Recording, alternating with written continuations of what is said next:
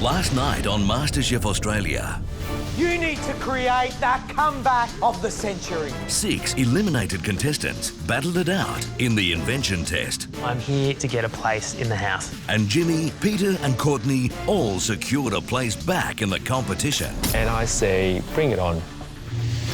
Tonight, the top 10 amateurs face a Celebrity Chef challenge. Wow, how life can change in a couple of days. Who can outcook award-winning chef Mitchell Orr at his own signature dish? This is not going to be a walk in the park. With immunity up for grabs, the stakes are higher than ever before. If I was you, I'd be worried.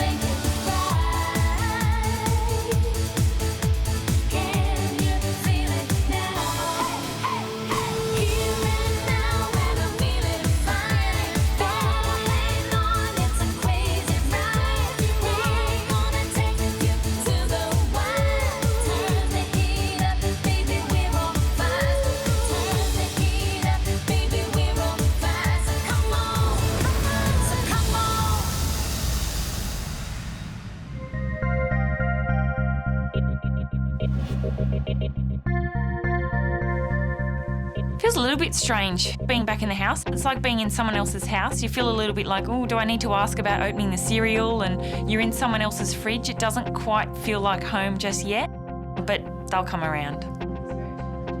I think the whole dynamic of this competition's changed by what happened yesterday. I think the top 7 probably felt like we were this lead pack of a marathon, sort of getting our way, and now there's 3 sprinters that have joined at the last few hundred metres. We can't complain about it, we've just got to find another gear and try and cross that finish line. You could look at it, you know, like they've had an advantage by being home, but I reckon we've had a bigger advantage by being here. Look at the things that we've done. We're all in our chef whites. We think we're going to be facing a celebrity chef. No one has any idea, so it's into the cars and off to the kitchen to see what's ahead of us today.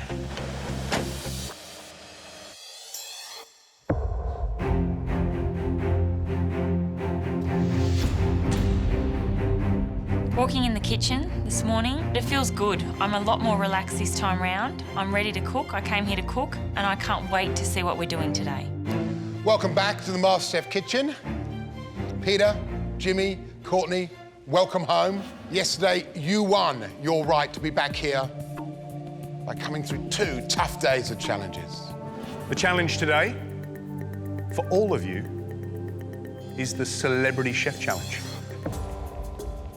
All of you, including the celebrity chef, will be cooking the same dish. The judges will taste all of those dishes, and the best one will win. The prize that you could win today is that all-important immunity. The thing about getting the immunity pin now is that it almost guarantees that you'll get straight into the finals week. The man you're up against has worked at Sepia Restaurant. He's been cooking professionally for 10 years.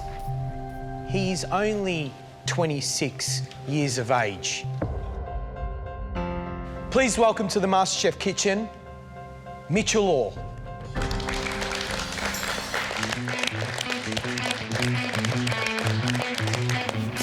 I'm Mitchell Orr.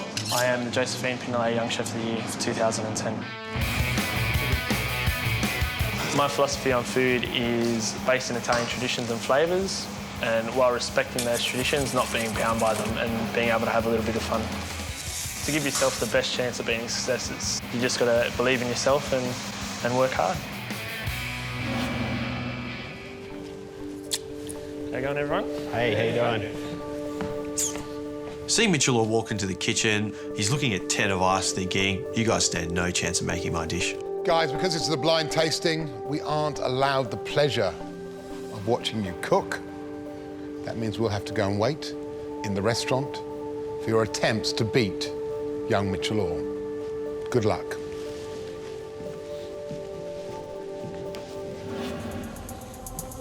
So time to find out which one of Mitchell's signature dishes he's brought in for all of you to cook.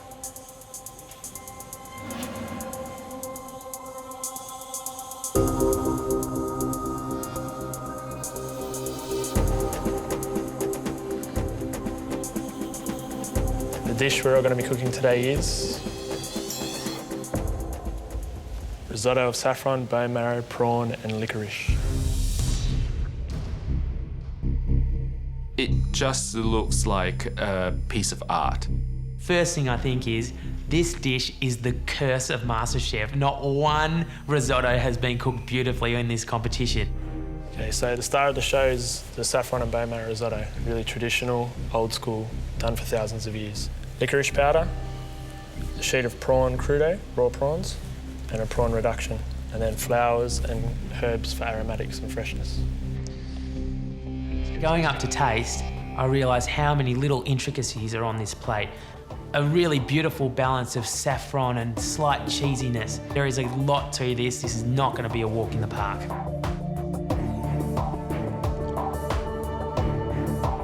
Tasting the dish, all the flavours work well together, but not flavours that I commonly cook with. So you will have an hour and 20 minutes. Mitchell will have an hour and 10 minutes. That means you've got a 10-minute head start. Should be enough time, right? Off to your benches, read that recipe.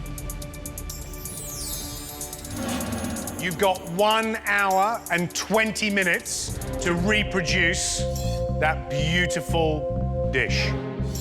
Your time starts now. Time starts, it's just a frenzy. Pots were clacking along and, chopping boards were off and it's all great. There are 3 real danger points here with this dish. One is time management. If we don't manage all the different little elements we've got to do, then we're going to run out of time.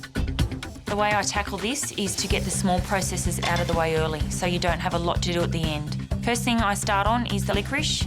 I chop up the olives, grind up the star anise. Once the almond meal and the sugar in the oven is done, that element is finished. I've got a lot going on.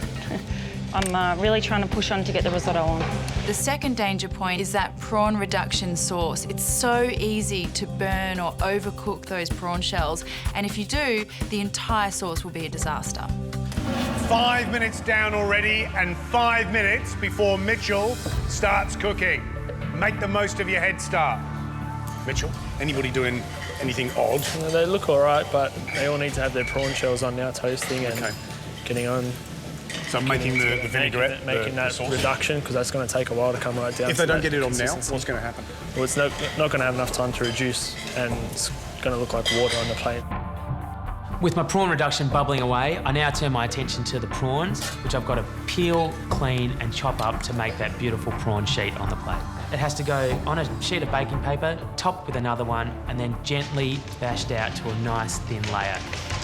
Once I've done that, I have to bang it into the freezer to set, so that's going to be really easy to peel off when it comes to plating up.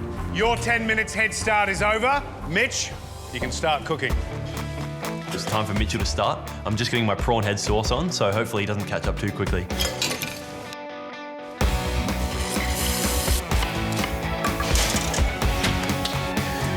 I just want to draw your attention. Mitch has caught up with you already. It's taken him about 4.5 minutes, and he's working like a legend. If I was you, I'd be worried. He's already caught up to us. It doesn't surprise me. Courtney and Claire, have you got your prawn shells on yet? I'm feeling a bit kind of daunted at this point about the prospect of getting through the rest of this challenge. The pressure point I'm most worried about is making sure that risotto is perfect. To make the risotto, first things first, I've got to use some olive oil, fry up some onions, fry up some garlic. When the onions are translucent, I then add 1 cup of the rice. Into that goes the saffron liquor, just to absorb that colour and flavour of the saffron. And then we start the risotto process. That's a ladle full of stock, stirring the risotto constantly, making sure the outer layer of the rice is getting broken down, and as that stock gets absorbed, another layer of stock goes in. What people do wrong is either undercook it so you get really crunchy risotto, or overcook the inner one so you get really gluggy risotto. Guys, if your risotto's not on, you need to start hurrying up, yeah? Give yourself enough time to plate up. Everything goes well up until the point when I add the saffron liquor. For some unknown reason, rather than using a teaspoon to put a little bit in to start, I just tip the bowl in and a whole load went in. And and it's now dark brown. Jonathan, that is the... You know, they talk about saffron being, you know, the taste of sunshine, you know? Yep. It's like a big sunset. That is really dark. It's almost like it's orange. Do you want to go and have a look at Mitch's? Come on, let's go and have a look at Mitch's. Come on. Does it look like yours? No. I've never made a risotto before. I don't really eat risotto either. There's 25 minutes to go. I don't have the time to start again. Hopefully, it just tastes great, just if not a little more saffron than meant to be. Claire, you need to get that risotto cracking. 20 minutes left. You're not going to leave yourself much time to plate up. I'm only just starting the risotto, which is going to take 20 to 30 minutes to cook. Awesome. This is just the best day of my life. You have 10 minutes to go. This is all about immunity. This is about putting up the best dish out of 11. To plate up, I cut out a beautiful square from the prawn sheet. It's actually a lot easier than I thought it would be. You've got 5 minutes to go. Plating up now. I'm feeling really good. Now I just need to pretty up the dish and hopefully I can win that pin. I'm feeling so happy that I'm plating up a dish which is looking really good. That's it, finished. Mitch is finished and looking a little bored, might I say. You've got 1 minute to go. I'm just scrambling. The presentation is woeful. The prawn plaques all over the place. Yeah, it's a train wreck. That's it, we're down to the wire. Make them look beautiful. You have 10 seconds. Sauce goes on, flowers go on, check for fingerprints, and I'm done. 5, 4, 3, 2, 1. That's it. Your time's up. Well done, guys. That is shocking. The judges will be tasting all the dishes blind, so each of us will be given a plate number and the judges won't know whose dish is which, including Mitchell's. I'm plate number 1, which I guess is a good thing. It'll be the first dish that the judges see. Interesting.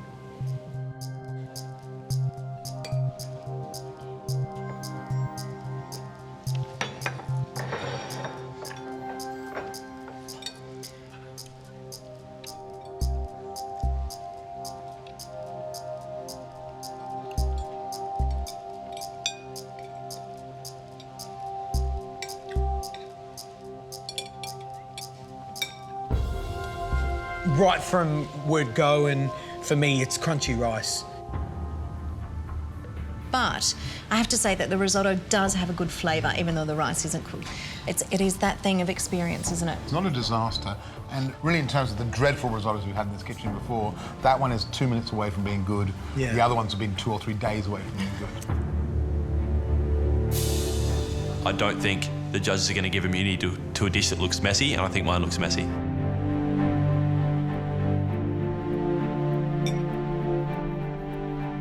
Not quite as deep and rich as plate 1, but yeah, not a bad job.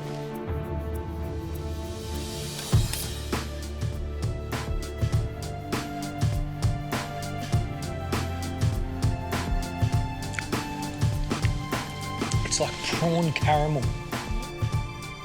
No, not one of my favourites. No.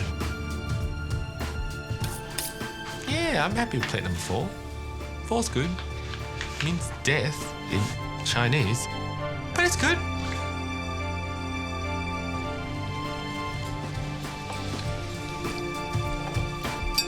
You know, quite a good dish. It's not bad. Yeah, I agree.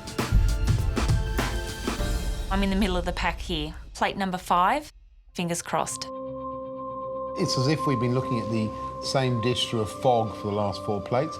Now plate 5 has come up. I can see the dish the other 4 were trying to be.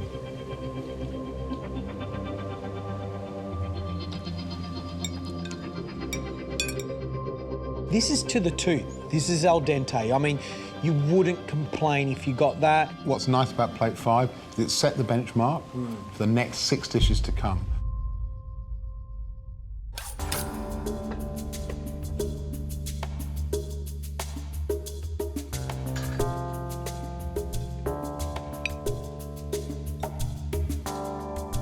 whoever has made that has good skills, whether it's one of our contestants. If it is, I'm really excited for them because it's a really good attempt at that dish.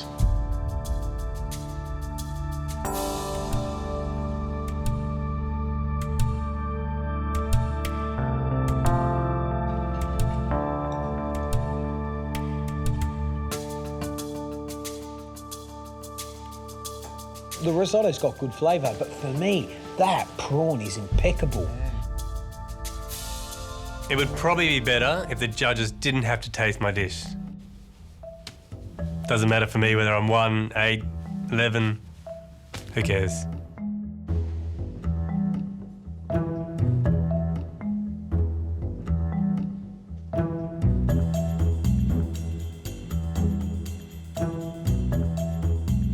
Wow.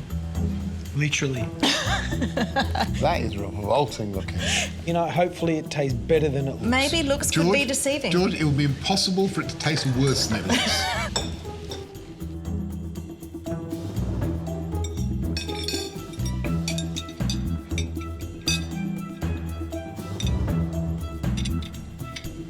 No. This here is a debacle. I'm hoping that the judges are still hungry by the time they get to the 9th plate.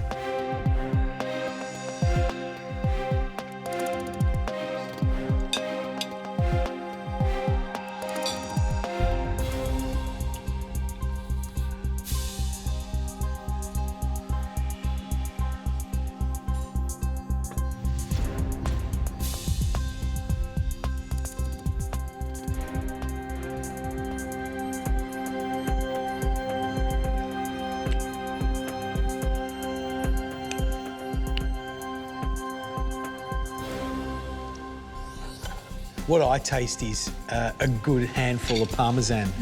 And it's beautiful. Yeah. You taste fresh Parmesan and butter, which is just delicious. It's definitely, this risotto definitely has the best flavour for me. That's certainly one of the best licorice powders. Wonderfully balanced in flavour, and that bisque is absolutely delicious. My plate is number 11. It's going to be the last one in their minds. Strategically, this is beautiful. It's an absolute beauty. Looking at that plate, I think that's Mitchell Orr's. I mean, it's got just some finesse, elegance. If it's not, man, that's amazing.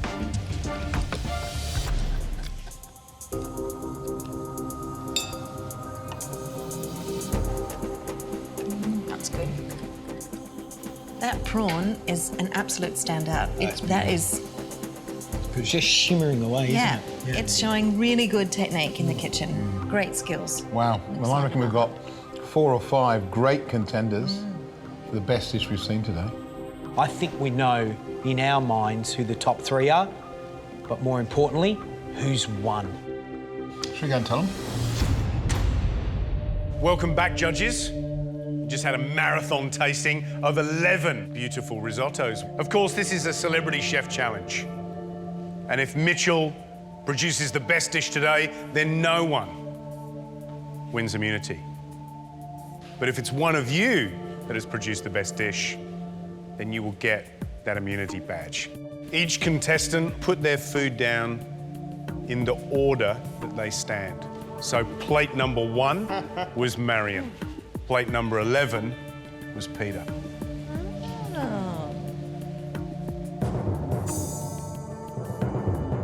Plate number 10 belonged to our celebrity chef, Mitch. So judges, time to reveal the top 3 dishes. Plate number 11, Peter.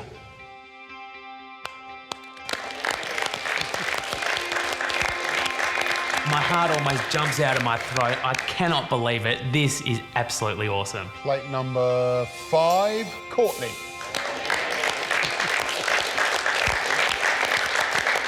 Back in the top 10, to hear my name called out on the first day, wow, how life can change in a couple of days. Well, 2 of our returning contestants in our top 3. The final person in our top 3 is plate number 10, Mitchell.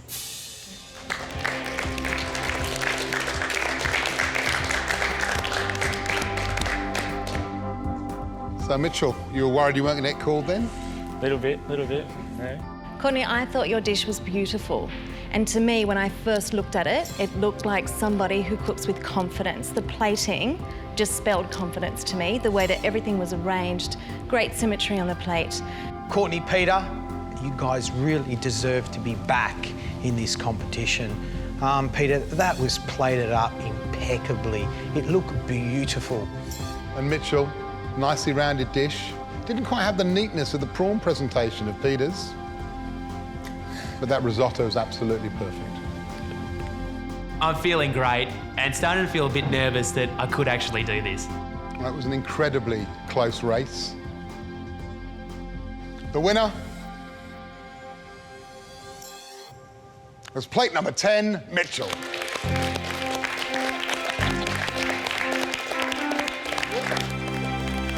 Hearing my name called as the winner of the challenge is a little bit of a relief after hearing the positive things that the judges had to say about Peter and Courtney's dishes. Yeah, it's good to hear my name called.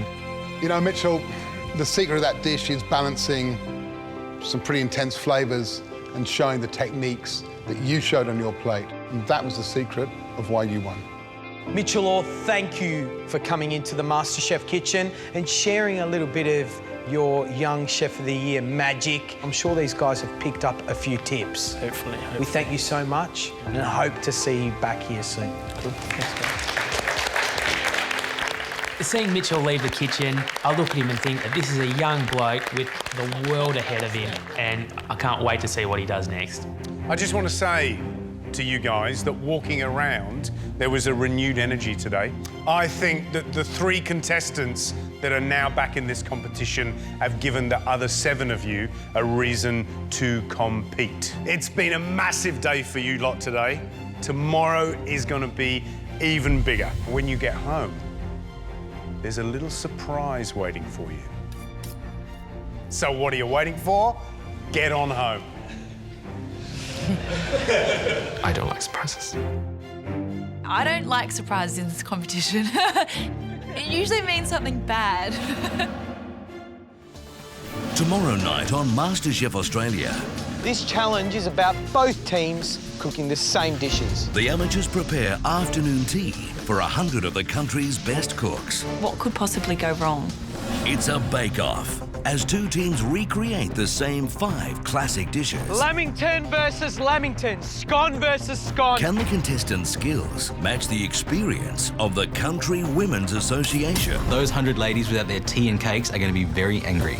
2 members of the losing team will face elimination. Now comes the moment of truth. As quick as I'm back in this competition, I could be back out on my bum again.